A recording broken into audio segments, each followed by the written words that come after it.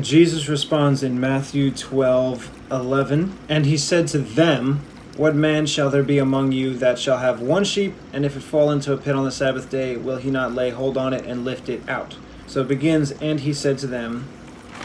Mark, wow, it just skips that whole verse. It just goes right into, and he said to the man which had the withered hand, stand forth. And he said to them, is it lawful to do good on the Sabbath days, or to do evil, to save life, or to kill? So that question comes after he heals the man in Mark.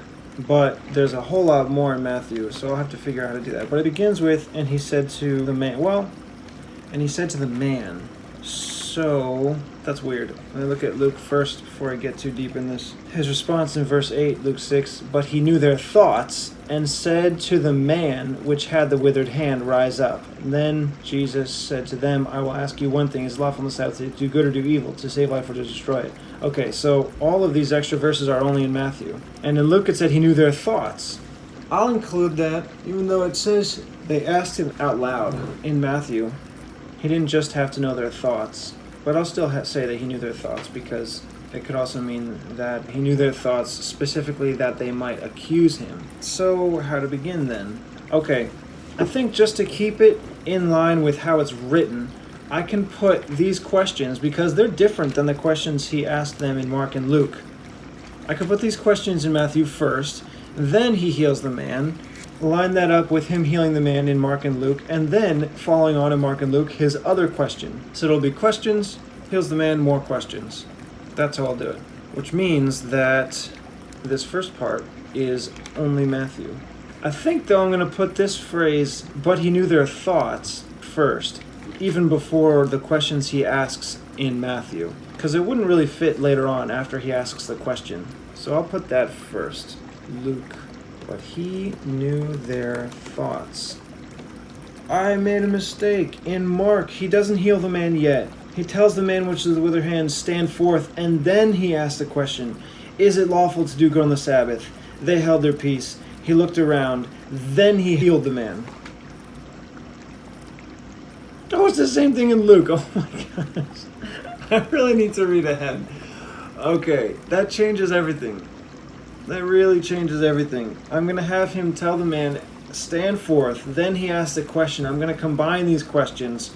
Then he heals the man. Okay, my goodness. We're still starting with, but he knew their thoughts. And said to the man which had the withered hand, rise up, stand forth in the midst. And he arose and stood forth. And he said to the man which had the withered hand, stand forth. He's saying more things in Luke, so I'll go with that. And said to the man... So it's in Matthew, he's skipping the part where he's telling the man stand up. It just goes right to the question. And it's a more detailed question, but he's skipping this first part. So, and he said to them. So I'm not messing with that yet, just Mark and Luke. Mark, and he said to the man, and he said to the man, and said to the man. He knew their thoughts, and he said to the man. But he knew their thoughts, and said to the man. Okay, and is from both Mark and Luke, dark yellow. Mark only has the he. Now back to dark yellow. Said to the man, which had the withered hand. In Luke, Mark, which had the withered hand. Which had the withered hand. Yeah, it's the same. It actually confirms that I picked the right way of explaining it earlier on. The man has the withered hand, because this is how it was explained afterwards. Which had the withered hand. Mark just says, stand forth, rise up, and stand forth. So... the first couple words are Luke only. Rise up and now both stand forth. In the midst. That's Luke only. Just have to have the space from before, because in Mark it just ends with a period after that. Yeah, stand forth. Rise up and stand forth in the midst. The period is in both. And the period's red because Jesus spoke that period. And he arose and stood forth. Oh, that's not in Mark. Just Luke. And he arose and stood forth. Now the question. Then Jesus said to them, Mark, and he said to them. I want to put then. Said Jesus to them.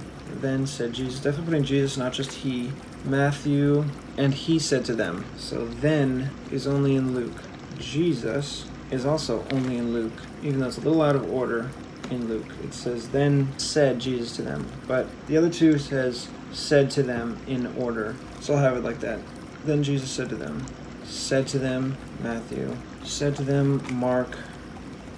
Said Jesus to them. So said to them is all three. It's just a little out of order according to Luke, but it is all three. Said to them. So the question is a little strange because in Luke, he says this phrase, I will ask you one thing. Is it lawful on the Sabbath days to do good or to do evil, to save life or to destroy it? But he asks two things in Matthew. What man among you that shall have a sheep, and if it fall into a pit on the Sabbath day, will he not lay hold on it and lift it out? How much, then, is a man better than a sheep? Wherefore is it lawful to do well on the Sabbath days? He's saying the same thing, but it's different. Okay, he's asking one thing. It's one question. It's not one sentence. It's the same idea. He's asking him, who among you would not help your sheep? In the same spirit, he's also saying, is it lawful to do good or evil? So I can still put that. It's not a contradiction. But these words are only in Luke. I will ask you one thing. Is it lawful on the Sabbath days to do good or to do evil? Mark just goes into, is it lawful to do good on the Sabbath days or to do evil? Is it lawful? Is it lawful? Okay, so is it lawful is both Mark and Luke. Then it switches up. So Mark and Luke. Is it lawful? The question now is what to put next. Should I do it as it says in Luke? Is it lawful on the Sabbath days to do good? Or should I have it as it is in Mark?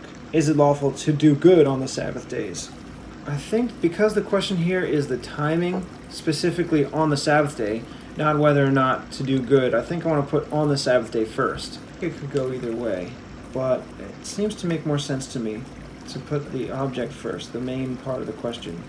Is it lawful on the Sabbath to do good? On the Sabbath days. On the Sabbath days. Okay, those words are in both. What about Matthew? On the Sabbath day. Well, that's part of the next question. If a sheep fall into a pit. It's a good thing I didn't repeat on the Sabbath days earlier because he's going to say it 3 times in this sentence. So I'll go with still both, but according to the order of the sentence from Luke, not Mark. Is it lawful on the Sabbath days to do good or to do evil? Now, all these words are in Mark. Is it lawful to do good on the Sabbath days or to do evil? All those words are there. I'm not adding anything. To save life or to kill. To save life or to destroy it. That's still both, but the ending is a little different. To save life, comma, or to destroy it. The it is in italics, so it's not really there. It was added for understanding. So to kill or to destroy. To save life or to destroy. Or to kill. Kill is much more specific than destroy. Destroy is more broad. You can destroy without killing, but if you're specifically talking about life, you're destroying life, that would mean kill. To save life or to destroy. Is it lawful on the Sabbath days to do good or to do evil? To save life or to destroy? To save life or to kill? I think kill is better. To save life or to kill? He's really going to the extreme if he says kill. But it's one or the other. I'm just picking between which ones I like. That's really all it is. Kill is in Mark, destroy is in Luke. I'm just going to put kill. To save life or to kill.